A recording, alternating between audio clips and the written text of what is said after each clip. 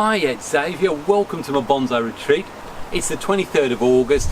There's noise everywhere, there's sun everywhere. We've had hurricane type winds, but guess what?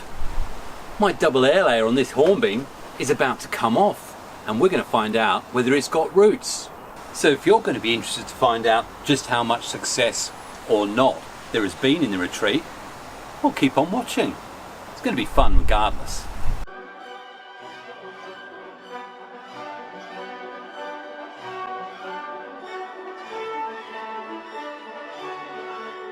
Ah yeah, it's Xavier, and you know what? I find Airlayer videos pretty boring, mainly because you don't get to see the results. So guess what?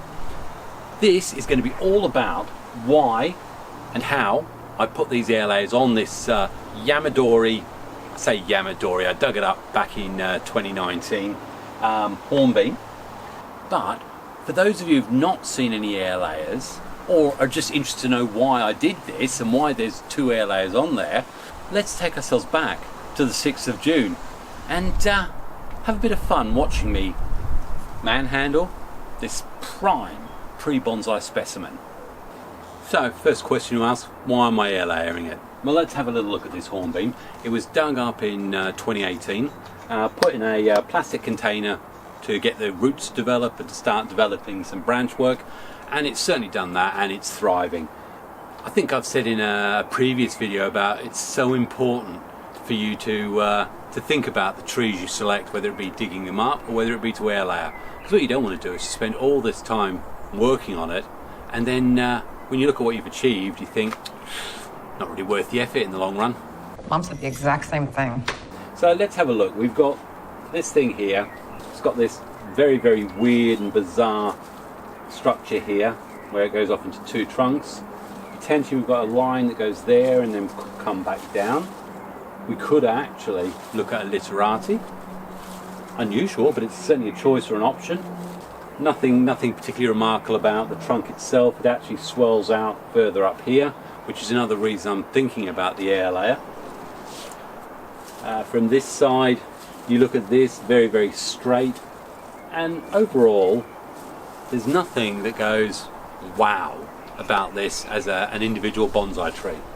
So immediately that says to me, well, I'm either going to do a really low chunk chop right down here, and because these back bud readily, I'll get loads of shoots and try and create myself a little mame or show in size, great big thick sumo style bonsai tree out of that. That will be an option, and with an air layer that will be one of the byproducts. And as I say, we move up the trunk, and we've got this V shape, U shape or whatever here, these lower branches down here, which again, if it wasn't for this terrible swelling lower down, I could consider doing some sort of semi-cascade or cascade with. But we've got to try and look and decide what's the best thing to do. First of all, get the garbage out of the way. So let's remove these fuckers here. There we go. And then we need to look at our general shape as to what we could potentially do, and then decide whether or not we could actually lean it over, have an air layer like that, so we maximize the breadth there. But even so, this is still pretty disturbing. Now, I could also look higher up and think about, do I actually take the air layer right up here? There is an interesting argument to say that I could use some of this here, but this is all one thickness. So in this instance, I'm inclined to follow up on the potential for this to be a semi-cascade and do a air layer like this.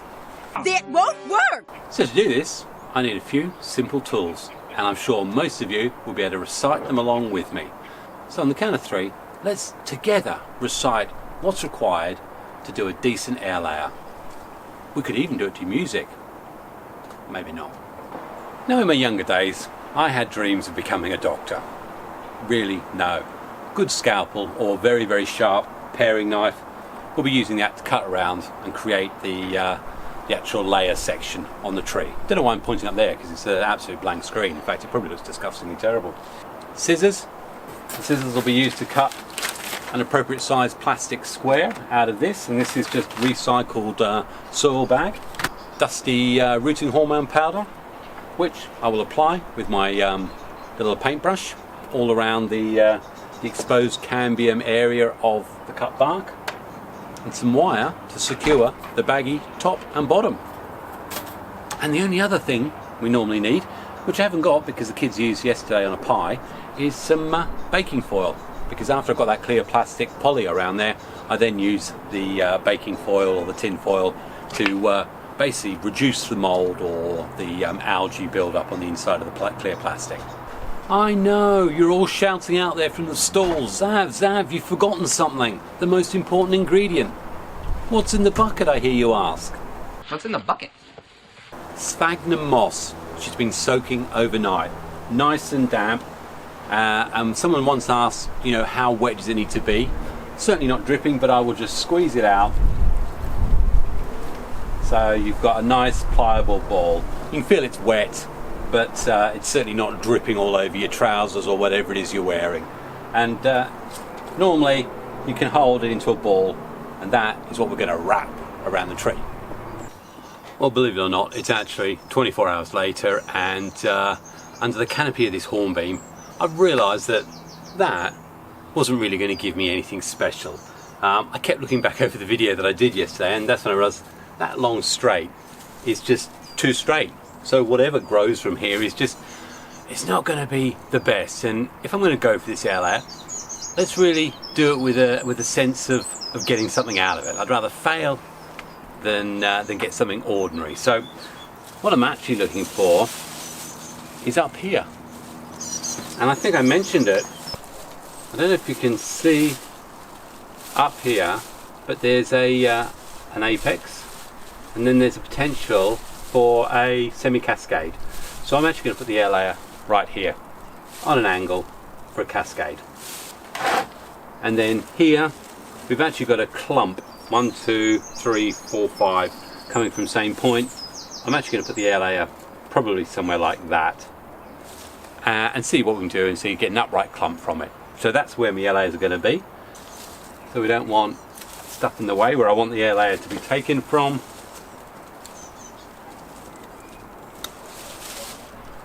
I don't know how much you can see, but here there's an upper one coming down, and there's also one beneath it that's actually quite nice. But I want this top, so that sort of precludes this lower one. What I am aware of is once all's well and done, the air layer is going to be in these sort of positions. Who's to say that I can't do something with this? There's the cut line, there and there. Just using a very, very sharp knife to score slowly round.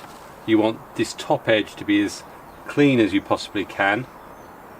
And then hopefully you should be able to just lift it round. Take it off. It's one layer, and then just very, very carefully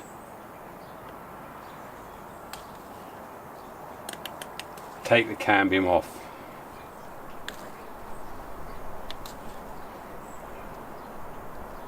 This bottom edge is less important. Up here is the edge where you're looking to have the cut as clean as possible, because this is where your new roots have got to be coming from. So take your time. I scrape it all back, because what you're trying to stop is any risk of there being bridging between the two spots. Anyway, I'll keep going round, come back to when it's done. Okay, well, I've got that all cleaned up. It's about a centimetre, well, the best way of saying the gap between there and there is at least the diameter of the branch you're trying to do the air layer on. I'm usually looking at going that plus a half again. What I will do, I always put a wire tourniquet on there. Again, it's just another way of, for me, stopping the bridging occur, and it also prompts the roots to go above the site where I want it. There we go. Hope we've got just enough an angle that when these branches come down, we'll get the flare that allows us to do the semi-cascade.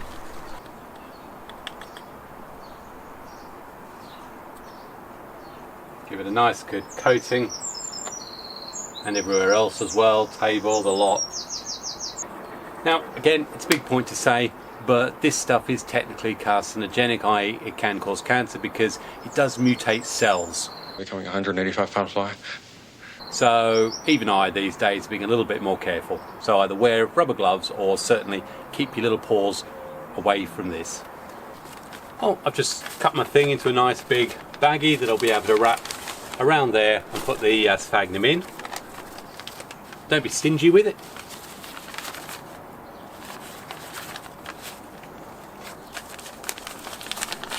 And you'll just have to take my word that I'm actually wrapping it in there. Tie the bottom, and that's just obviously to make sure that it's held securely on the branch. Now what you want to make sure is that you don't inadvertently push it down too far, that actually, knowing that the edge is up here, I've done it before where I've pushed the sphagnum moss too far down and you've got no moss around the cut site, so you get no roots. That, in its own right, should be absolutely fine. I'll leave what leaf growth I've got on there because in the end we still want photosynthesizing to take place, because this tree now is going to panic and it's going to say, I need roots, and hopefully that's what we're going to get. Final thing to do, I always use tin foil, but I also put just a couple of holes on the lower part of the layer. I know some people say I put loads of holes, you know. Now the way we stop the algae and the way we also mean that we can do the inspection, tin foil, and James went and bought me some. That shall stop the algae, and then I'll make sure this goes in a semi-shaded but not certainly out of diversible light. We want the sunlight to hit the leaf frame, but we want to try and reduce the amount of boiling that takes place in our boil in a bag roots. I know the biggest question people ask is how often do I water it, how often do I check it? And I've gone from the extremes of basically checking it every day, and there's actually a YouTube short I did right at the beginning about what never to do with air layers, and that's where I took some hawthorn air layers and I literally every day went up them, watered them, and all that happened is any new roots that are starting to grow rotted. So where I've come to at this point is I will probably have a look at them every 3 weeks. Just have a look, press it with my finger and just see how the state is. You know, you'd like to think after about 4 to 5 weeks you will start seeing little roots coming through. Anyway, that's the first one. I'm now going to put one on here.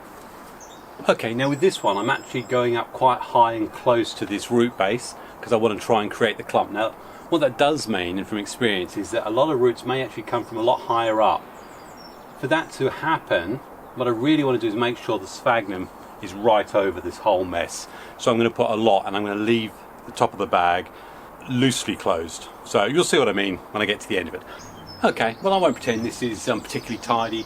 The end's a lot more open, the top wire's a lot looser, but again, all I'll do,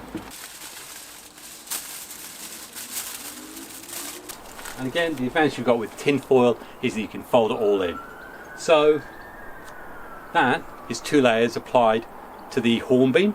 Hopefully from that what we are going to get is a very, very interesting semi-cascade and potentially some sort of clump of some sort. Won't be the best of them, but to be fair, of all the options I'd rather go those two with a bit more interest than this, which was always going to have an issue with straight lengths. And then, hey, who knows what we can do lower down. So I'll continue to fertilise the base. The tree is going to be really struggling now to put on new roots. That's what we want. And well, I'm going to revisit this properly somewhere around the end of August, which is when I tend to do my separations. And if there's roots there, I'll separate it. So I'll hand over to me in the future, and maybe I may even have some more colourful clothes. Brilliant. Well, for those of you stuck through and watched that 12 minutes of glorious fun, thank you very much. But now it's time to find out which of the air layers took, because I'll give you a little heads up. I took 6 other air layers on hornbeams, and my initial examination, well, wasn't very encouraging. First of all, this great big long branch, do you remember? Well, you do remember what it looked like because you've only just seen it. It is now 2 foot long. The point down here is really thick, and it's actually, I sort of muted that we might turn this into a potential cascade or literati, I can't remember. Well, this is thick enough to wire. So once I've had a look at those and potentially separated, we'll also be playing with this third one. So, you know what? You're going to get 3 times the amount of fun in just one Xavier video. That's good value if you ask me. Now, looking back over the video, I think I said to people that I normally check these every 3 to 4 weeks. And when I say check, I give them a squeeze, and every time I've done that, it's been full of water.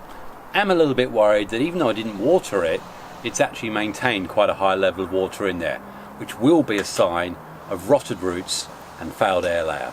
So let's get the tin foil off this first one and see exactly what we've got. And no joking, I haven't looked. Do you believe him? Oh, that's the sign, that's the sound of excitement. Pull the foil off. Here is a whole raft of little white roots. So certainly on the, which one was this? This was going to be the little clump, so it only had a little bit of space. I was worried whether we get roots. Don't see anything on this side, so maybe they're one-sided, but that's more than enough to be working with. So we need to make sure we've got a pot ready. So with success there, same tree, same conditions, same sphagnum moss, you'd like to think I'm going to have roots there. But will that be the case? Okay, well, as I said, I haven't seen. This is always exciting. Gosh, blowing a gale. Should we have a look? Now, this one, I don't see any obvious signs of roots, which is strange really. What I need to do is certainly need to get a pot ready for this one, and I'll have a pot ready on standby to do this one. So let me do that and we'll come back and we'll have a better look and see what it's looking like. Okay, well the bag's off.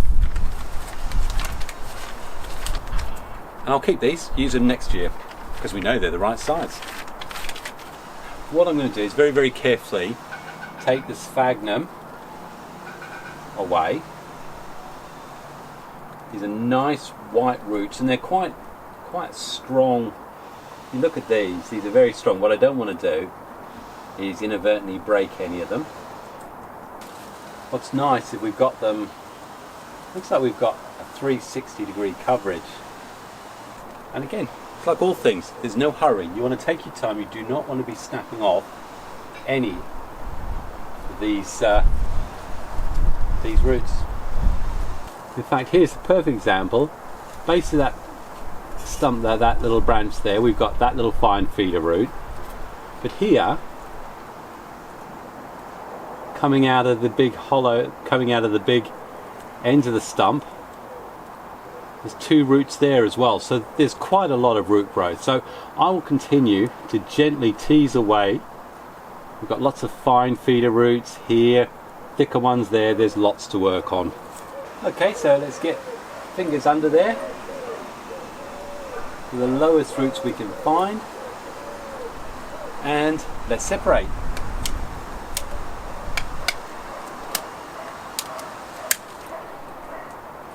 We have separation, Houston. Lovely set of roots there. Going to be able to set that up, I think, as a lovely clump. We've got 1 root there, 1 root here, sticking right up. I don't think that's going to make it. So I've got this in basically 1 to 2 millimeter fine potting mix. I'm going to spread those roots around so we get a really good distribution.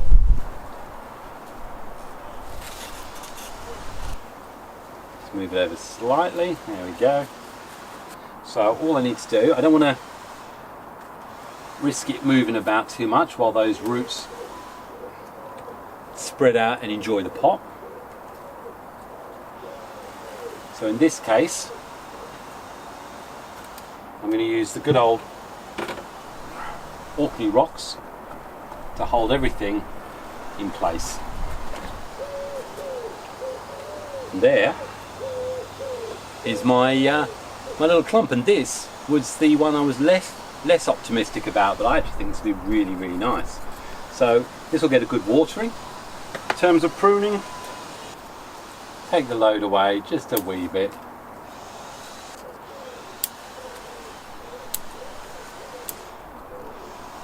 And as I say, I think the root system was already supporting all this, but let's just reduce it just a weeny bit.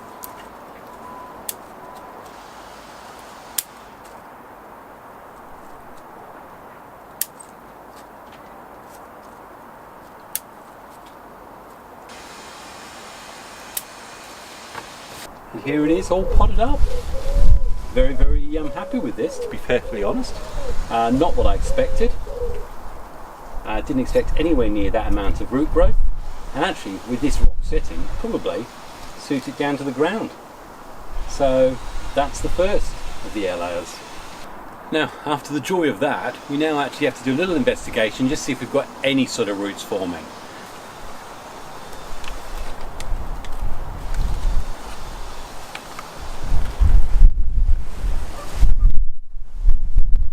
There we go, we've got some roots. Okay, I'm going to separate this then and have a look and see what else we've got. But with what's under there, that's a nice set of roots. I'm happy. Must have bearing in mind the abysmal failures I had with hornbeams last year. This is very encouraging. Yeah, I think this is what you can see. Is you've got lots of little roots that are coming through, which means this would probably do fine for another 4 weeks in plastic, but because I've got those other roots, I'm quite happy to get this into a pot. Lovely, lovely, lovely, lovely, lovely, lovely, lovely. I don't think there's any better joy than the feeling you get when you pull an air layer off, and one, you get roots, but two, you get substantial set of roots. Often, you might find you get a few, and it can be a little bit disappointing, and the tree spends a year trying to pull through. Well, here, I'm pretty satisfied that we've definitely got some strong roots we can use, and enough of them. These little ones here, they will grow too. So let's just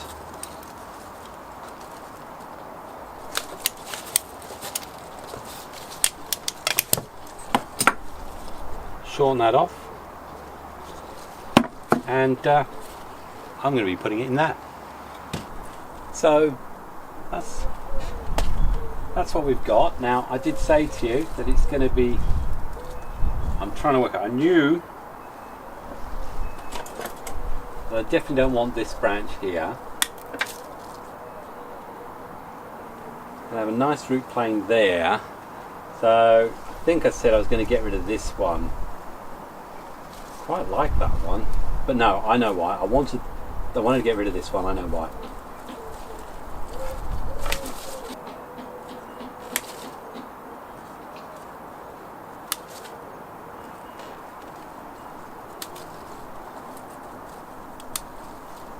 Cut that off a bit. Interesting one back here. Right, so all I want to do,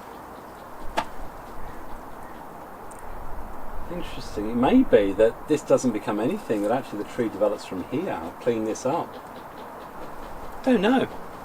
The options will be there, but I definitely need to get it in there.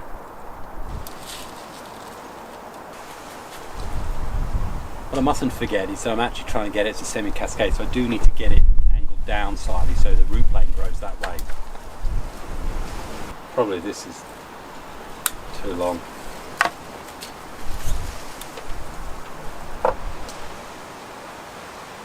I'm more and more thinking of using this, to be honest, but that could work quite nicely up that way. It always amazes me how what you think is going to be the best really is.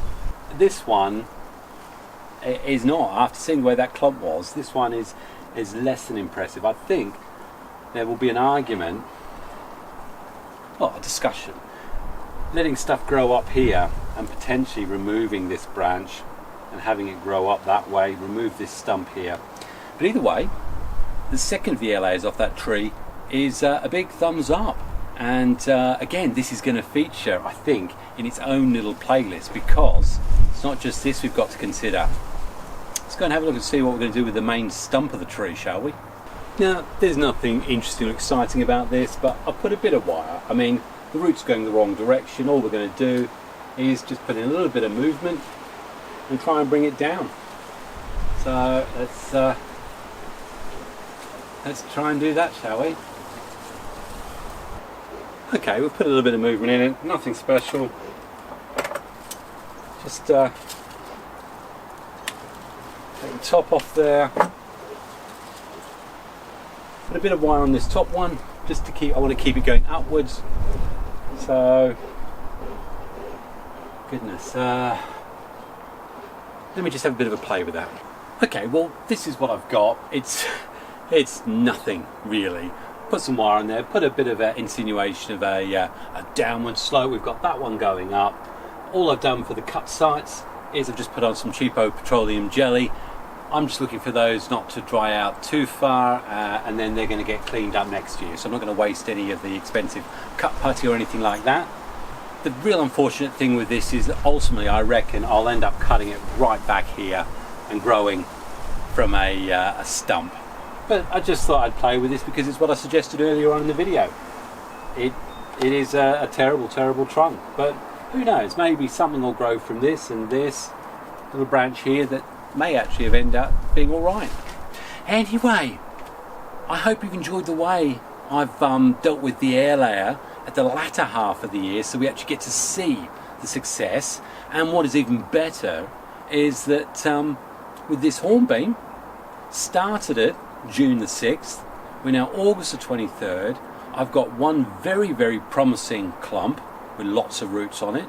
I've got a second one that, hey, who knows what that's going to look like, but I'm sure if you want to know what it's going to look like, then I strongly suggest and recommend that you hit bell notifications, select all, make sure you've deactivated on your phone, so that whenever you see the playlist relating to my, what do I call it? I'll call my double Hornbeam Airlayer evolution, something like that.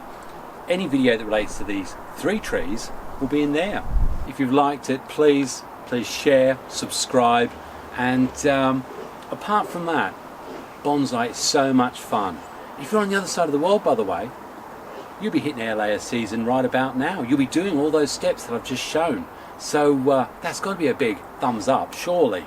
Enjoy your week, enjoy your family, just enjoy life. Look forward to seeing you all very soon again in the retreat. But I'm now looking forward to going on my own personal retreat to the Orkney, which is coming up in just a couple of weeks' time. So beware. We might start seeing a reduction in videos, and certainly there will be a 10-day break where I won't put anything up. What a shame. You can watch some of my back stuff. Anyway, from Xavier, happy bonsai and God bless. Cheers.